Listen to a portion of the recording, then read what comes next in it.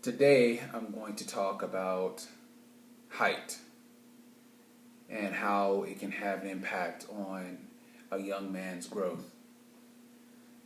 Um, my son, he's not that tall, and there's a lot of stigma that goes along with height. For example, um, automatically someone, because you're not tall, they're going to make height jokes. You're looked at a little different and looked at like a kid because someone might card you or treat you like you are in a younger grade than you are, or women may make comments. I mean, you're not first pick for those women because tall, dark, and handsome, right? They never say short, dark, and handsome. They always say tall, dark, and handsome. You know, and I can understand. I come from a family where all my uncles are really tall, 6'2" and above. I have an uncle that's 6'6" and whatnot.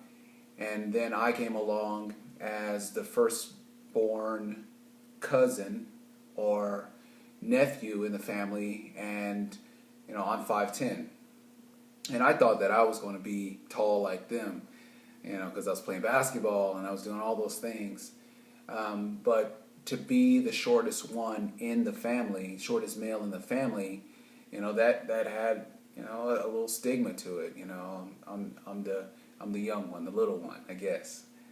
Um, but being average height, I never felt like I was very short.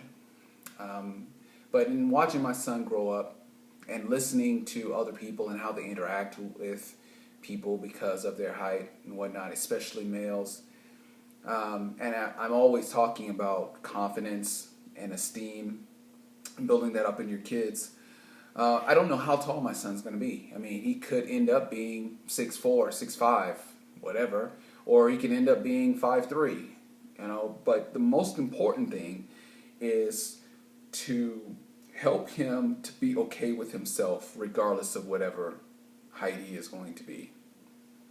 And one of those things would be showing him that people of various heights can be successful. You have on the short end Vern Troyer, mini me, that guy, and then in the middle there, kind of middle if you want to talk about short, Danny DeVito is short or not as tall as some others. Someone that people may know a little bit about, one of the top comedians right now, Kevin Hart. Kevin Hart, I think, is like 5'2" to 5'4", one of those. Seth Green, another guy that is not that tall. And to musicians, someone that's been very good for a while, Usher. Usher is like 5'7". Tom Cruise, another guy, 5'6". So it's important just to teach that you can be successful regardless of how tall you are. And as long as you have confidence in yourself, self-esteem, then people are going to be drawn to you.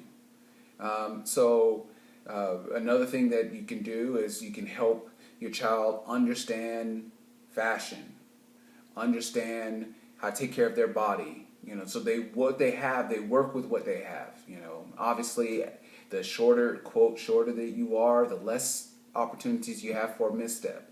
So if you're short and also not able to be social with people, or if you're short and you also don't have any fashion sense, you're short and you're not current with what's going on in society, you don't play sports or you don't work out or do anything like that, you're going to put yourself behind the eight ball. So teaching your child to really take advantage of everything that they have that's with them, and not really add any additional barriers, that is going to be helpful.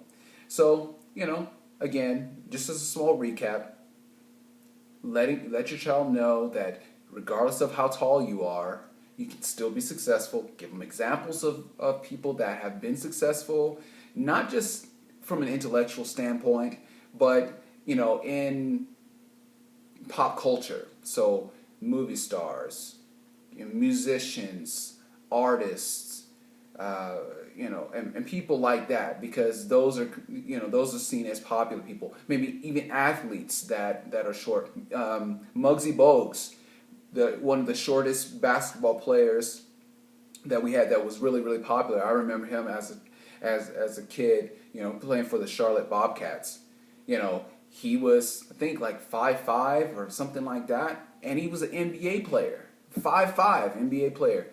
So giving them examples during that transition period will help them, and then even if they end up growing up past that, they don't